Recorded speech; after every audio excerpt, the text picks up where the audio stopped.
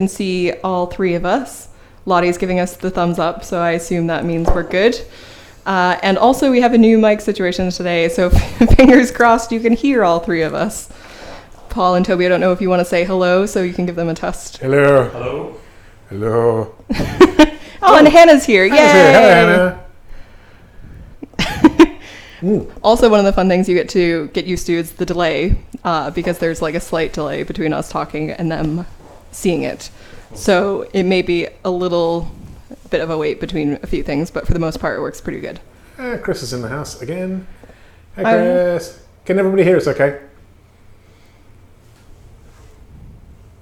Yeah. Yep. Yay! You don't know how long it took Mac and I to test these mics.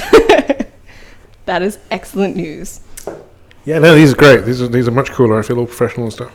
Yeah, I would love that today because it's so hot that having something strapped to my head is not the best feeling in the world. So, are you getting our audio feed in there, or are you just have earmuffs on? I mean, I basically have earmuffs on. No, Yeah. This is picking up my audio, but we need to do some reconfiguration with the third lapel mic to get it to work. Podcasting. Yeah, excellent fun. Mm. So today, as many of you have discussed earlier, we're going to talk about art, specifically in Sunless Skies. I know that a lot of people are really excited, for example, to see the UI stuff in our Sprint blog, and we have some very exciting things to show you that's a bit more further along than the one that we showed in the blog. All entirely work in progress, subject to change. Usual restrictions apply. Don't hold us to it. Not available in Canada. May not be true. Oh, poor Canada. All that stuff, anyway. Sweet. Okay, where should we start? Maybe just... Should we start with... Yeah, some introductions, hey? Say hello, Toby. Hello, everyone. Toby's our new artist. We're very happy to have him. He's amazing. He does pictures. Paul is probably most happy to have you. Yeah, I mean, for people who don't know, it's been, 7 years? A long time. Since the sort of the grand founding, and it's been me drawing the pictures and Liam sort of doing animations and UIs and stuff. UIs. Good art term. Those are excellent UIs, all of them. And now we have doubled the size of our team, which is already reaping enormous benefits. It's kind of insane that you've managed to hold the fort for this long alone. I don't know how he's done it. No. Yeah. I don't think anybody does. It was fine before I started running the company, and then it got a bit hard. But yeah, no, it's great to have somebody to bounce ideas off. It's great to have a sort of an injection of new style into the whole sort of Fall in London Failbetter feel. Yeah. Can we ask Toby to say something? Maybe a problem with his mic. Hello, can you guys hear me? Hello? Seems a bit quiet. It's a bit quiet. I think that is okay for us based on the testing we did earlier. Basically, Paul's mic is slightly better, but his mic is so good that it should pick up both of you. But he may be a bit soft, but as long as you can hear him in general, then it should be fine. I'll just speak loudly. There we go. So, what do you want to talk about? Well, I was first going to say it'd be hilarious, although time-consuming to tally, but I wonder how many images you've actually done for Fall in London, because it came up in the forums the other day, and I was like, wow, I have no idea, but I'm sure it's an impressive number. It's in the region of 1,600. Not counting Sunless and Submariner, which add another 400 or so to the mix. I'm sure, the actual library is like 3 times the size of that because we have like little versions of them and round versions of them and so on and so forth. But yeah, it's a lot. But that's over a long period of time. And the icon library has this weird sort of archaeological feel to it. If you set it by most recently modified and go back, you start with like cool digital art, and then you sort of gradually go through layers of weirdness where everything went really painty, and then everything went really cartoony, and then there are these horrible scribbles that were actually done on pieces of paper. Yep. And then right at the beginning, there's the original exceptional hat, which is just this sort of black and white biro doodle. Oh wow! I don't even think I've seen that one in all of my searching through our Dropbox. Yeah, no, I don't spread it around too much. It's really embarrassing. And of course, because of the nature of Fall in London, all that stuff's still out there. Yay! Yeah, you can see the journey. Yeah, we do occasionally sort of do a purge and get rid of the ones we absolutely hate the most. But yeah, no. Basically, it's a real growing up in public process. Oh yeah, definitely. Yeah. So yeah, 1,600, maybe a little more. I don't know how you did it. Yeah, and now that's why it seems maybe to other companies that adding just one new artist wouldn't be that big of a deal. But I think to Failbetter, everybody here is like, oh my god, it's such a new concept because you've been going so long solo. And now the amount of work that you've done by yourself, we can double it. Yeah, absolutely. And that meant that we took a long time picking somebody. Oh, yeah. A long, sorry about that. torturous, agonizing wait. Yeah, no, there were tests, there were interviews, there were follow-up questions. We won't even tell you about the trials we put Toby through to get here. Yeah. A lot of them were quite dangerous. A lot of the people who applied were just amazing, and it was very hard to pick somebody. But hey, I think we picked all right. So so we're here, and we've gotten straight on with making stuff. And Toby is making scenes and making characters, and just generally, jumping right in. Hey. Awesome. When you were interviewed, like, do we have words for our style? Like, how do you submerge yourself into the Fall in London / Failbetter style? Playing the games helped a lot. Playing them extensively, that was a large part of feeling immersed in it. Yeah. Was just spending a lot of time, especially playing Sunless Sea, and the whole game is very immersive in lots of different ways, but the art is, for me, since I'm the artist, especially immersive. So yeah, I felt when I had the interview and the art test, I felt immediately able to certainly not do it perfectly first time, but do it with a level of kind of familiarity. I didn't feel like I was starting afresh. Yeah. Because just spent a lot of time admiring it in the past, and I have to be really good at copying as an artist. I don't know if I'm okay to say this, stop me if I'm not, but Toby had a super cool piece of, I guess you'd call it fan art, on his CV, which was a sort of an imaginary Sunless Skies scene. Oh, wow. And it was so great, and we were like, oh my god, we've basically got to hire this guy just so we can steal this idea. You didn't need to hire me for that. So yeah, I mean, I think you picked up the style super fast. Well, I feel like when we went into that sprint meeting and you showed us that was the first time I got to see your art for us, and it looked like it fit in with the style perfectly. A lot of our fans have said similarly too when they've been going through our blogs and things. Awesome. Yeah. Lovely to hear. Somebody's asking if you underwent trial by Tide. I'm guessing that is an Exceptional Friend story reference. I can't remember the name of the story now. I remember doing the poster for it, but there was a trial by Tide, and you were tied up at the edge of the water, and you had a little bell. We don't like to talk about that publicly. Somebody's going to come up and tell us in a second. Oh, and a question as well. How do you keep a uniform graphic style with two artists on the job? Do you have the same kind of style that just fits, or is there a need for one to change their style? Good question. Last Dog Society. Yes, thank you, Chris. It's a really complicated question, in all honesty. It would maybe be fair to say that we're still figuring out the details of that. Yeah. Not that it isn't something that we were conscious of from the start. Yeah. But I think both of us are sort of converging at the minute into one style. Into one entity. Into one entity. Soon we're just going to be one sort of amorphous blob that rolls into the spoilers. office. Yeah. But at the same time, we kind of hired for that, but at the same time, we didn't want the style to be completely the same, because that's boring. And we specifically wanted to have somebody sort of to take us forward, rather than just be doing the same stuff all the time. Plus, is that something we keep in mind when we do a new game? Because obviously we're now on Sunless Skies, so is that like, do we ever try to be ever so slightly different than Sunless Sea? Obviously we want to keep the branding similar, but... Yeah.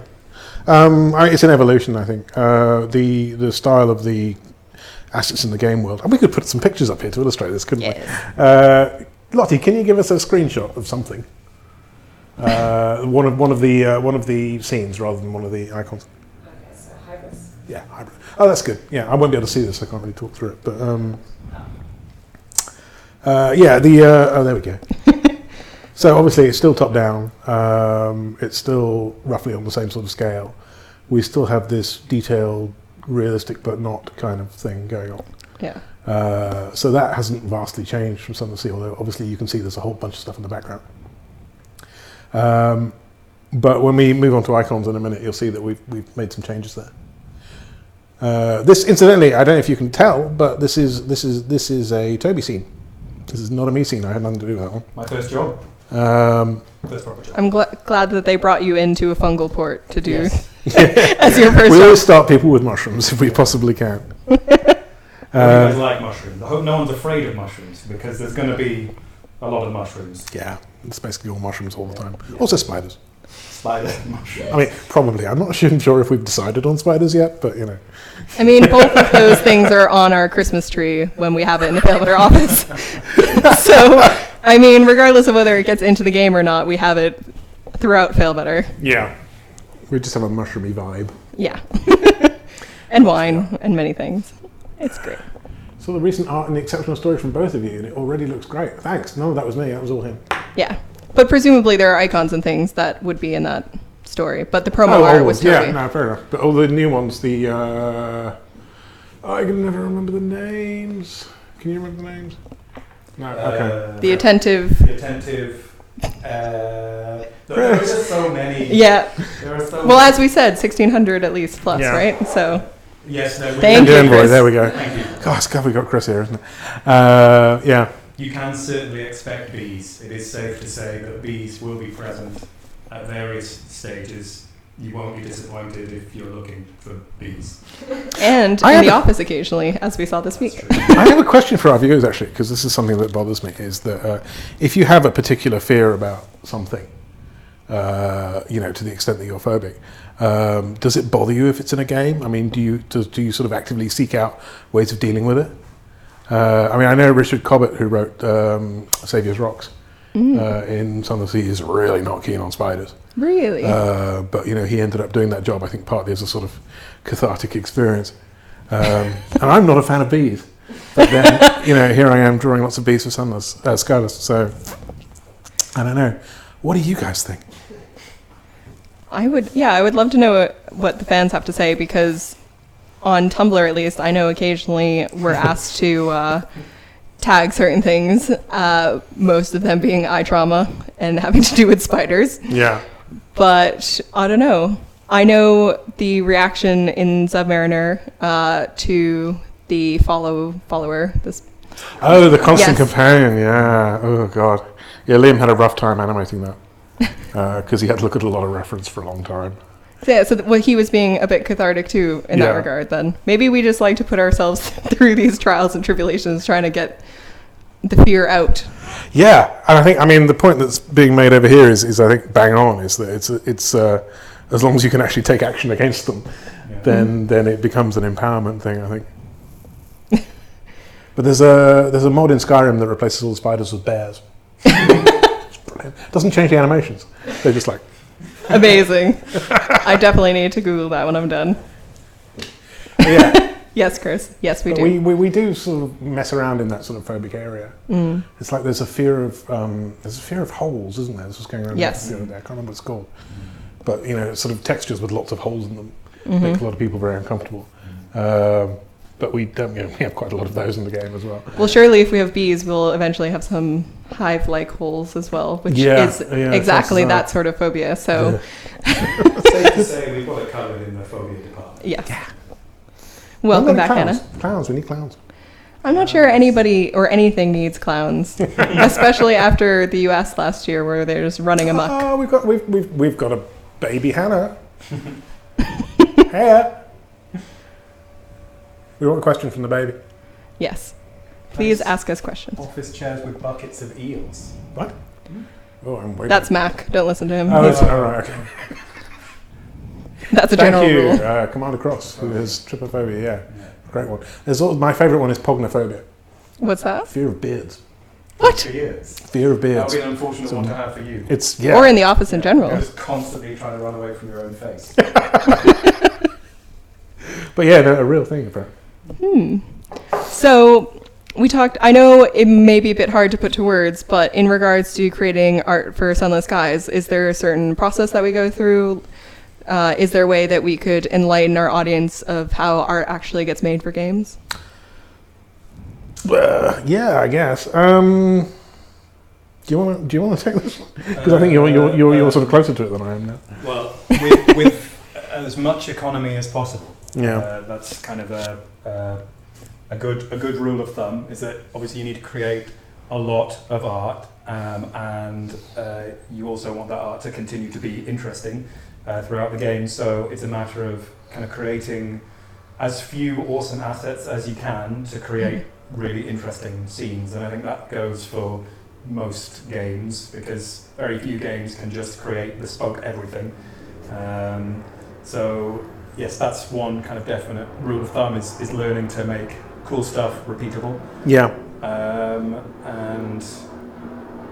And then it's like a billion other tiny things unique to every game, I suppose. One that we have to deal with a lot, which is tricky, is scale, which is still something I'm adjusting to and getting used to myself, because the scale of the world is, you have to make sure that either everything communicates it properly, or that it doesn't matter. Which it's like, it depends on what it is. If we're making something that is completely alien and completely foreign and that people have no frame of reference to, then it maybe doesn't matter as much. But if you're making a house or something, then obviously you need to be really careful that you're not making like a cathedral-sized cottage or a cottage-sized cathedral, because it's just going to break the feel of your whole scene.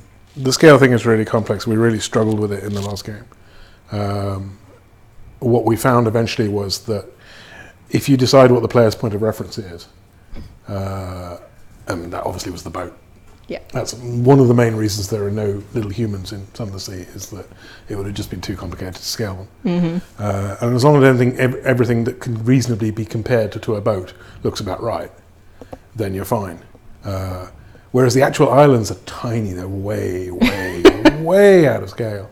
I think we worked out that if you were to take like the smallest channel island, like Herm or Alderney or whichever one it is, and plonk it on the Sunless Sea map, it would basically cover the entire map. Oh my god. So yeah, the islands are massively out of scale, the houses are mostly in scale, the boats are extremely in scale. It works like that. And I know in Skyless in Sunless Skies, we're thinking a lot about the movement as well, because obviously the pace may be slightly different than Sunless Sea, and how much players can see is something that we're considering, because the movement's different than the previous game. Yeah, the movement is faster, but we want the same broad sort of sense of loneliness and travel, which means that as a sort of compensatorily, things are a bit more spread out. And larger too. We're finding that we're having to make much more assets this time. Okay, lots of really exciting questions here. Yes, we do. There was a question about, are you going to see any returning assets from Sunless Sea? And actually that'll be a little game for you guys to see if you can find it, because maybe there will be, maybe there won't be. Yeah. I mean, you're not going to see, that's a good question, and I'm going to be flat out about it. You're not going to see like returning islands or anything. But we have a perfectly good crate. It's in-world, it feels cratey. Yeah. There's no reason why we couldn't use that again. No need to reinvent the crate. No, definitely not in games. No. But yeah, no, I think you might sort of see some old stuff munged into new stuff, but we're not wholesale reusing stuff at all now. Will there be milk in the game, asks Bib. Maybe. But would it be milk you want to drink? Probably not. Yeah, no, I think you need to question its origins, really. What have we got? Specific artists? It's old icons. Oh, I'm like 90% sure we'll be seeing a fair amount of old icons. 90%, huh? That's very sure. Very sure of himself, isn't he? Yeah. Maybe. We are slightly changing the style. This is a great segue. We are slightly changing the style of how we do the icons for Sunless Skies. We're making them a bit more painterly and a bit more loose, a bit more realistic. So we're having to rework some old ones. I think, an example you might enjoy here. Lottie, do you have the evolution of the aunt there? So you may remember this character from way back in the day. This is the inconvenient aunt who first appeared in Fallen London. On her left, that's her first iteration. That's what I was talking about earlier about pencil scrawls with with no real skill in them. And then a few years later, I think it was about the right time we did Sunless Sea, I gave her a rework. Oh look, and the version on the right is the Sunless Skies version. So as you can see, the style is changing somewhat. But the sass remains, which is really the most important part, because I think she looks so sassy. She's just so inconvenient. She's going to get herself into all kinds of trouble. She always does. In space. It'll be wondrous. That's quite impressive, Paul. Oh, well, you know. So, I'll do that whilst grabbing the mic. What we got? How are the characters crossing over from Fallen London Seas or Skies? Yeah, there are a couple. There's one. I don't know how many we're allowed to talk about at this stage. Chris might come in and... Yeah, I was going to say, looks at Chris expectantly. But yeah, there are a few recurring characters. Can you describe the artist's process behind creating assets for one particular asset? Do you want to do that one? it depends on the asset. How do you make a face? How do you make a face? Well, it's always helpful with an asset of any, regardless of whether it's a face or anything else, to think about the purpose behind it, and that goes to the lengths of if it's a character, what is their purpose, what's their motivation. So thinking with function before you move on to form can take out a lot of the hard work, but then also as an artist you have to make sure it has a nice form. So it's a difficult question because it's super broad. But yeah, thinking properly about how a thing functions, getting lots of reference, looking at how other people have tackled it, looking at how this thing or things that are analogous to this thing exist in the world and how they appear, and kind of mashing that all together, and trusting the process, because it takes time to make stuff that looks nice. Yeah, and you have to not freak out and stay calm. Just keep calm and keep doing the art. Reference is a big deal. Never feel bad about using reference. Yeah. I have a secret reference for the art, which I will never share with anybody. You should That's far too mysterious, Paul. You should actually feel bad about not using reference. Yes. That's what I feel. Yeah, because you don't actually know what things look like. Yes. You really don't. Chris has mentioned the Fierce Philanthropist, which is a good chance to show off the Fierce Philanthropist, who I believe we have handy as well. Do we? Do we not? Oh, okay. She's on the UI. No. No. Oh, no. We would have to set a scene. It's very all complicated. Oh. Get the UI. That's a very exciting picture, anyways. She is indeed in the UI. Well, Chris has just confirmed that she's happening. So. And we have the UI I have now. Sweet. Yeah. So if you want to talk about this fabulous UI, which everybody I'm sure will freak out over now that it's on screen. Yeah, it's this is a work in progress, very much. We've been talking for a while. Yeah, this is the character of Sunless Sea players will never have seen, actually, because although she is in Sunless Sea, she's the one who helps you build your submarine. But we never got around to making smartphones. So this is another Toby masterpiece. This was my first Sunless Skies character. I love it. Exciting. So again, very much in the sort of more painterly style. The UI, yeah. Well, we're sort of working on it at the moment. We didn't want to go full Art Nouveau absinthe poster because I think it's kind of over the top, and the themes we're dealing with are a bit more complicated. But we did want that influence because it's timely. Definitely. This is turn of the century, and we've got this whole thing of the Victorians out in space and the sort of organic nature of the high wilderness fighting back. So we just thought it was a nice thing to have. Making it work practically with what used to be the gazetteer is quite complicated. But we're getting there. And you'll see we're working on a sort of foreground-background system for images. This again, subject change, might be scrapped. Please don't get too attached to it. In Sunless Sea we had things called ambiences, which were occasional sort of full screen images that gave you a sort of a sense of place. Yep. And then we had a lot of images for ports, which were all sort of silhouettes. And the idea is to combine them this time so that you will have an image in the background that might tell you sort of roughly where you are or what mood the storylet is. And then if there's a subject, if there's a person or there's an object or something that the storylet is directly dealing with, then that will be illustrated in a little circle there. So it's a sort of it's a bit more of a flexible system. We think it looks quite nice. But one of the challenges for us that this system has brought up is making sure that these icons work well together. So both the backgrounds and the icons, be they portrait or something else, they need to look nice. And there are going to be a lot of icons and a lot of backgrounds, and we can't curate every single pairing.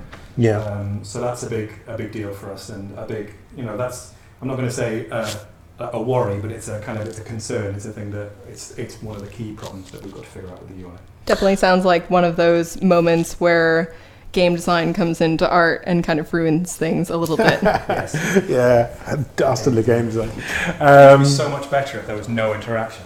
Just like a slideshow. I mean, Usually, that's why level designers and artists bump heads a lot, I would imagine. Yeah. Definitely. It's one of those things where we have sort of a variety of possible solutions, ranging from completely possible but a bit boring to not sure about but very exciting. And we'll sort of arrive at one of those at some point. What else we got? I think we have a few more images. We have Port Avon, Tacadie Scout, Trader's Wood. Oh, cool. Okay. What should we do? Let's have a look at the Tacadie Scout. Yeah. So I think this is probably they may have seen some locomotive work a few sprints ago, but this is probably the most detailed they've seen it so far. How is it to try to design one of these?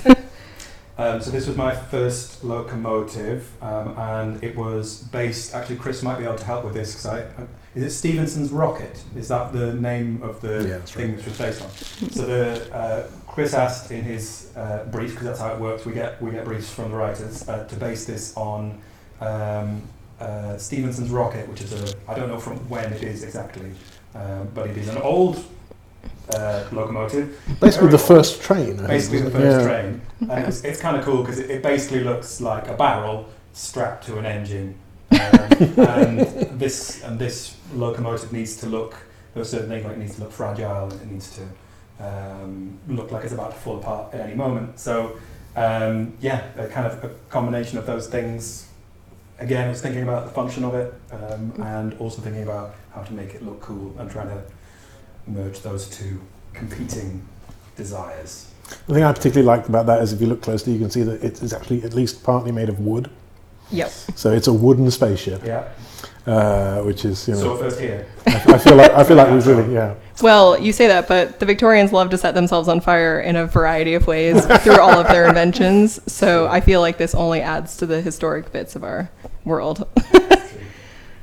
So that's the Tacadie Scout, who's one of our agents, I think we call them, non-player locomotives, NPLs. What else we got? Do we want to put up Trader's Wood? I think, how we do for time? We have a few more minutes. So Trader's Wood or Port Avon? Port Avon, I assume, is how it's called, actually. Let's do Trader's Wood. Trader's Wood. Because it's, it doesn't give too much away. This is a piece that James is writing, I think. And the main feature of it on the left here is this sort of barrow mound. I'm being very cautious here because I'm not entirely sure what I'm allowed to say. I'm sure Chris will write in all caps if you go too far. So. Yes, but there'll be a delay. 30-second delay by which time I will have spoiled the entire game. Which all rest here at the one port. Yes. The thing I'm pleased about here actually is the trees, which might seem boring, but I don't know if you can tell from this, and obviously we don't have it in motion so you can't see it, but we have actually parallax layers of forest beneath this, in space, which is a kind of a weird effect, but works really well. I can confirm it looks lovely. We have little waterfalls and water and stuff, and it all has this sort of, creepy Yosemite feel to it.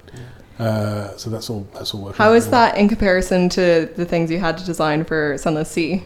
Like, is that a breath of fresh air? Yeah, really different. I mean, one of the weirdest things about this game generally is that we are no longer in a cave. We have been in a cave for so long. So suddenly the writers are like, oh my god, I can write about weather. I can have stars and moons and planets, and we can have, mad organic stuff. Whereas, in Fallen London, the Sunless Sea, if it was organic, it was probably a mushroom. For the flora anyway. If it was fauna, then it was just going to eat you. So yeah, it feels like we've had a real expansion of scope here. And what Paul mentioned, the parallax effect, it really, speaking as someone that has come into this as a fan, it really transforms the visual look of the game, and I think enhances it enormously, because it means that you just have so much more depth to every scene, and we can have multiple layers of parallax, so you really get this epic sense of scale with some of the scenes, and it just gives us so much more kind of cool ability to show stuff than there was with Sunless Sea, where you were kind of limited to this one plane. So I think visually that's one of the most exciting new things that's going to be in Sunless Skies. I think people are going to love it. On the downside, it turns out you have to draw them all. Yes, it does increase the amount of stuff you have to. You can't just put C on that bit and go, yeah, job done. That's why we've multiplied here. I was wondering how integral you consider a sketch layout plans for your artistic process. Do you consider the act of painting more important to build things up or beginning sketch? Totally sketch, always sketch. I'll tell you for why. The sketches are easier to fix. And particularly what Toby was talking about earlier about trying to be as efficient as possible when you're creating a large amount of art. What you don't want to do is quick thumbnail, yeah, that looks good. And then 7 hours later you're rendering and you realise that you put the arms on backwards or whatever. So yeah, do as many sketches as you can stand, do thumbnails, correct stuff early. Make your mistakes while it's not important, basically. And presumably that's really important to us in games because like the art must go through quite a few people and stages in order to get it in the game as an asset, right? Because it's not obviously just a static sort of image somewhere most of the time. It's more, it could be something that needs to be animated or... Yeah, absolutely. You just want to make sure that by the time you're spending... Because almost any piece of art or asset, basically the last 20% of it takes most of the time. Yep. So you want to make sure everything's fixed by that point. and by the time you get to that last 20%, all the kind of thinking, all the actual kind of problem solving is largely done. Ideally, You're really at that stage you're polishing. Like the sketch is where you make all the big decisions. It's where all the foundation is made and where you pick your course basically. So if you mess that up or if you don't fully commit to it and you just rush into doing the final thing, then pain comes down. Endless pain. But you don't have to just sketch. Like you can sketch with pain. Like it's not just like one thing or another. But basically the planning process is totally vital. Yeah. Awesome. You're welcome. I think we're heading towards the end of the podcast. So unless there is something huge that I've missed out that you would like to share with everybody, I was going to ask, is there anything that you would like to sort of tease that you're working on, or is there any sort of imparting wisdom you'd like to leave them in? Never read the comments. That's my job.